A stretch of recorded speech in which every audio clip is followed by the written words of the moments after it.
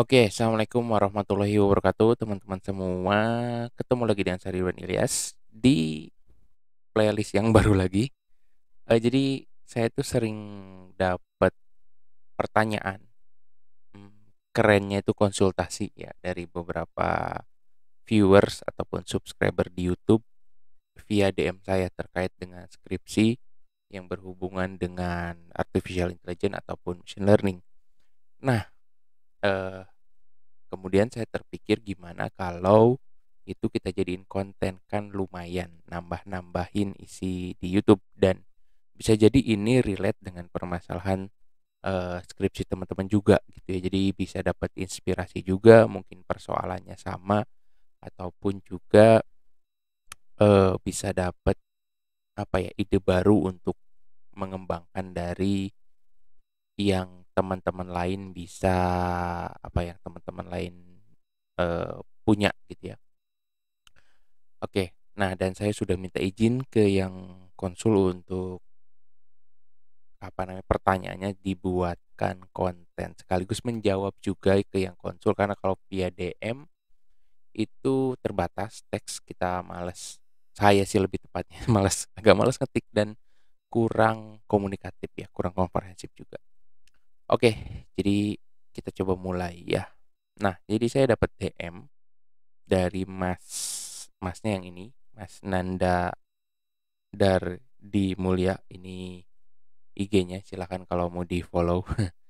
Nah, DM-nya seperti ini, saya sudah capture. Halo Pak, salam kenal, saya Nanda, mahasiswa UPI YPTK Padang. Oke, salam kenal Mas. Saya dapat IG dari channel YouTube-nya Bapak. Oke, saya sedang mengerjakan tugas akhir skripsi dengan case yang menggunakan hybrid method machine learning, menggunakan K-means untuk klasterisasi dan SPM untuk klasifikasi kesiapan sekolah untuk menerapkan blended learning. Oke. Kalau misalnya ada waktu dan berkenan untuk sharing terkait insight untuk dataset yang digunakan karena data di lapangan belum jelas dan konsep dari penggabungan dua metode ini, Pak. Terima kasih. Oke, saya jawab kembali kasih. Terima kasih sudah nge-DM saya. Nah, jadi Mas Nanda ini punya ide gimana kalau kita ingin membuat machine learning yang dapat mengevaluasi kesiapan dari sebuah sekolah untuk melaksanakan blended learning. Nah, di sini ada idenya gimana kalau klasterisasi menggunakan K-means dan SPM untuk klasifikasi. Oke, dari pertanyaannya, goalsnya udah oke dan sebenarnya tidak ada persoalan. K-means emang untuk klasterisasi dan SPM untuk klasifikasi, ingin digabungkan. Nah, lalu kemudian eh, saya tanya ini, tapi nggak saya capture ya, Mas, ini goalsnya mau gimana? Apa sih yang pengen dihasilkan? Karena ketika kita menggunakan em, apapun sebenarnya, menggunakan machine learning ataupun software ataupun metode apapun, itu goalsnya mau apa? Nah, akhirnya Mas Nandanya jawab, rencana goalsnya seperti ini Pak. Satu, model klaster SMP. Jadi kasusnya sekolahnya SMP negeri dengan dua klaster siap dan belum siap. Lalu model klasifikasi menggunakan data-data sekolah yang masuk ke dalam klaster siap diurutkan dari nomor satu sampai jumlah sekolah ranking. Nah, ketika muncul goal seperti ini dengan apa ya? Ya, dengan jujur saya harus bilang ini ada kesalahan perspektif ya. Di soal yang pertama klaster untuk siap dan tidak siap. Nah, di sini ada persoalan karena clustering ya itu bukan untuk mengelompokkan dengan label yang sudah pasti. Jadi siap dan belum siap itu kan label ya. Lalu kemudian yang bawah klasifikasi untuk perankingan. Nah, ini sepertinya kurang tepat ya. Kurang tepat karena justru klasifikasi itu untuk yang atas. Misal klasifikasi siap dan belum siap itu untuk yang atas. Cluster itu hanya untuk buat grouping, pengelompokan. Nah, untuk lebih jelas bagaimana solusinya, sebenarnya saya ke Mas Nanda ini sudah chat di Instagram, tapi kayaknya lebih enak kalau saya buatkan videonya. Nah, jadi seperti ini. Tadi kan goals-nya. Kita mulai dari goals dulu ya. Goal. Sorry ya tulisannya jelek. Satu itu goals-nya kurang tepat ya. Sebenarnya ingin membuat intinya sih buat siap atau tidak gitu ya untuk blended learning. Nah, ini goals ini diselesaikan itu dengan klasifikasi. Nah, sedangkan perankingan yang kedua ini ranking. Ini ranking juga sebenarnya bisa kita klasifikasi bisa aja ya. Jadi kita misalkan pakai apa namanya logistic regression juga bisa ya klasifikasi. Bisa aja klasifikasi lebih tepatnya bukan kan klasifikasi ya, tapi lebih ke ranking. Ini lebih tepatnya menggunakan regresi. Ya, jadi klasifikasi ini apa sih bedanya? Klasifikasi itu discrete. Datanya discrete. Oh, discrete itu pakai iya. Kalau ini datanya continue. Continue ya, gitu ya. Continue. Aduh, nggak kelihatan di kepala saya. Oke. Nah, jadi kalau siap tidak siap itu klasifikasi. Kalau ranking itu datanya continue. Jadi nanti datanya masukin ke model regresinya, keluar bobotnya baru diurutin. Jadi klasifikasi dan regresi seperti ini. Kalau ingin sesuai dengan goals-nya. Tapi tadi di pertanyaan di awal di chat DM yang pertama kan ingin clustering dan klasifikasi. Nah, saya akan jawab dulu yang itu. Yang clustering dan klasifikasi seperti apa idenya, dan ini juga sebenarnya udah saya chat ke Mas Nandanya di DM-nya. Oke, ini kita simpan dulu ya. Ini sesuai dengan apa tadi yang kedua ya. Oke, ini kita simpan dulu. Saya memperbaiki perspektifnya dulu. Oke, saya bahas dulu. Gimana kalau mau skripsinya itu cuman tadi ya dua ya. Satu, sorry, kok merah. Satu, kita akan melakukan clustering. Nah, clustering itu tujuannya bukan untuk melawan klasifikasi, tapi mengelompokkan data. Nah, misalkan kita punya data sekolah ya. Sekolah A, sekolah B, sekolah C, D, E, F, G, H, I, J, K, L, sini M, sini N, sini O, sini P, sini Q. Kita punya data sekolah sampai Q berapa ya? 1, 2, 3, A, B, C, D, E, F, G, H, I, J, K, L, M, N, O, P, Q, 17. Ada 17 sekolah misalkan ya. Nah, setiap sekolah ini, kok nggak lurus? Gimana ya? Pakai garis aja deh. Oke. Itu kan punya yang namanya fitur. Fitur ya. Atau atribut lah. Kalau bahasa data itu atribut. Kalau bahasa machine learning itu fitur. Atribut aja. Atribut. Misalkan atributnya itu misalkan jum siswa. Yang kedua, atribut yang kedua itu adalah jumlah lab. Yang ketiga itu internet. Ini true false gitu ya, internetnya punya atau tidak. Yang ketiga itu misalkan apa ya, kesiapan guru guru yang bisa jadi operator berapa orang. Ini misalkan atributnya dan seterusnya. Ya, atributnya bisa disusun dari kondisi di lapangan. Nah, lalu kemudian setiap data ini kita menggunakan k-means, kita cluster berdasarkan atribut-atribut ini. Nanti akan terbentuk beberapa cluster, dan kalau di k-means itu kan clusternya fix ya. Kita bisa tentukan 2, 3, 4, 5 atau 6. Kita buat cluster aja gitu ya. Misalkan ternyata ini satu cluster, datanya tetanggaan gitu ya. lalu kemudian yang ini satu klaster gitu ya, lalu kemudian yang mana lagi ya, yang ini satu klaster gitu ya, lalu kemudian yang ini satu klaster, lalu kemudian yang ini satu klaster. Misalkan seperti ini ya. Kita sudah kelompokkan klasternya, kita setting 1, 2, 3, 4, 5, klasternya ada 5. Nah, setelah klasternya ada 5, ini klaster itu mengelompokkan data berdasarkan fitur yang ada dan dia punya karakteristik yang sama gitu ya.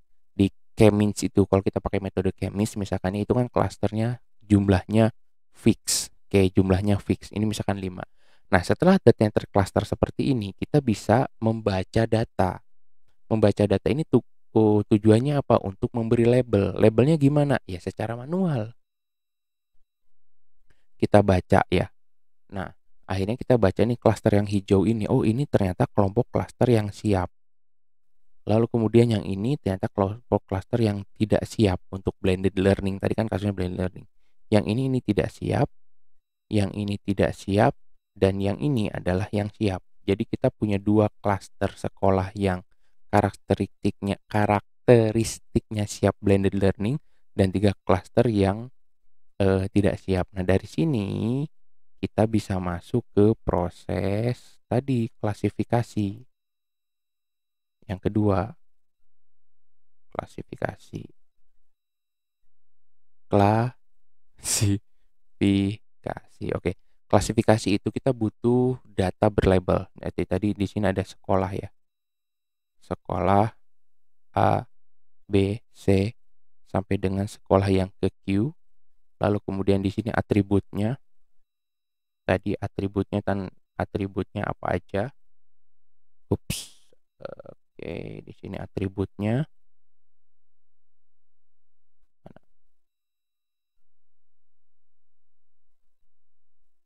Di sini atributnya tadi atributnya 1 tadi apa jumlah, atribut 1, atribut 2, atribut 3, atribut 4. Nah, di belakang ini ada kelas. Nah, kelas ini berdasarkan tadi klaster yang ini siap dan tidak siap. Misalkan sini A, B, C itu siap gitu ya. Berarti ini siap, siap, siap, nanti seterusnya nanti sampai yang Q itu kan tidak siap nih ya. Ups, sorry. Gimana ini? Tidak gitu ya. Ini yang tidak siap. Nah, gitu. Jadi di sini ada atributnya. Atributnya tadi apa? Jumlah siswa misalkan, jumlah lab, internet, guru dan seterusnya, ada angka-angkanya atau bisa discrete, bisa continue. Di sini kelasnya siap dan tidak siap. Nanti dari sini dataset ini kita bisa masukkan ke SVM. Oke. Biar agak seru kita pakai warna. Oke, ini yang ini data ini kita masukin ke SVM untuk si SVM-nya belajar bagaimana mengklasifikasikan data. Lalu kemudian yang ini, yang clustering ini kan ini pakai K-means ya. Ups. Gimana ini? K-means. Ya, masuk ke K-means, tercluster, lalu dilabeli secara manual. Jadi kita cukup nge-label berdasarkan grupnya aja. Ini kan satu karakter, lalu kemudian kita masukin ke SPM. Nanti ada data baru, misalkan ada data baru sekolah ke OPQR, sekolah ke S, ini nanti akan diprediksi dia siap atau tidak berdasarkan model yang ada di SPM. Jadi ini kirim ke SPM, nanti dapetin, ups, gimana gambarnya? Nah, jadi ada data sekolah yang baru, masukin ke SPM tanpa kelas, dia akan tahu siap dan tidak siap. Jadi kalau mau menggabungkan antara clustering dengan klasifikasi, kira-kira idenya bisa seperti ini. Clustering untuk kita mendapatkan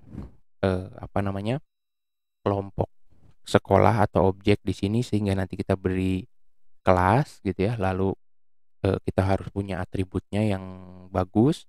Setelah itu datanya setelah punya label itu bisa bisa dilakukan klasifikasi menggunakan SPM. Ini kalau memang sesuai dengan pertanyaan pertama tadi ya, ingin menggabungkan antara klasterisasi dan klasifikasi. Nah, bagaimana kalau ingin jadi apa namanya, melakukan eh, regresi gitu ya. Kalau ingin melakukan regresi ya, karena regresi itu nilainya itu adalah apa namanya, nilai outputnya itu bukan kelas diskrit seperti ini tapi continue, maka kelasnya mungkin perlu kita kelasnya bisa angka yang mudah nih ya. Yang mudahnya itu sebenarnya kelas di sini. Ini kita bisa ganti. Gantinya dengan apa? Yang siap kita kasih nilai 1, yang tidak siap kita kasih nilai 0. Jadi harus angka goalsnya. Jadi yang siap nilai 1, yang tidak nilai 0. Atau sebenarnya lebih bagus ini nilainya antara 0, 1. Jadi dengan atribut yang ini 0, 1, 0, 1 gitu ya. Jadi di sini itu bukan true false. Jadi misalnya ACB ini kira-kira kesiapannya itu 0,9. 0,9. Yang ini siap tapi kesiapannya 0,8. Yang ini tidak siap karena dia 0,1, yang ini tidak siap 0,2, yang ini tidak siap tapi dia 0,4. Jadi kalau di bawah 0,5 itu tidak siap, di atas 0,5 itu siap ya. Tapi penilaian ini tentu nanti harus valid ya, berdasarkan apa gitu ya. Nah, seperti ini nilainya jadi nilai kelas. Nanti kalau sudah jadi seperti ini kita bisa masuk ke yang ketiga. Yang ketiga yaitu regresi. Nah, jadi dataset yang ini yang kelasnya ini bisa 1010 atau nilai antara 0 dengan 1 gitu ya. Tentu kalau 1010 itu mudah bikin kelasnya. Kalau 0 sampai dengan 1 ini ya harus berdasarkan klaster yang ini ya, dikasih nilai hmm, atau lebih bagus sebenarnya clusteringnya jangan pakai k-means. Kalau mau clusteringnya itu pakai c-means. Kalau pakai c-means dia akan menghasilkan satu buah objek seperti ini, dia klasternya nilainya berapa itu antara 0 dengan 1. Kalau k-means itu kan dia hanya menghitung grupnya aja. Kalau c-means itu karena dia clustering yang sifatnya fuzzy, dia akan bisa menghasilkan ini 0,2, 0,1. Jadi gunakanlah si c-means ini ya. Dia akan bisa melihat ya nanti akan menghasilkan istilahnya apa ya? Ya nilai bobot cluster lah gitu. Bisa pakai c-means, nanti bisa dipelajari caranya seperti apa. Oke. Hmm, ya gitu ya.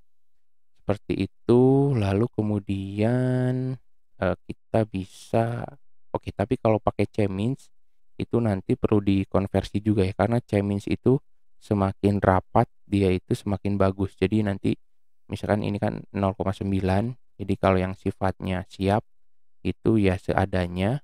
Jadi kalau yang siap itu seadanya data apa nilai klasifikasinya. Kalau yang tidak siap ini kan semakin rapat itu nanti dia hasilnya semakin bagus. Misalkan ini adalah 0,8.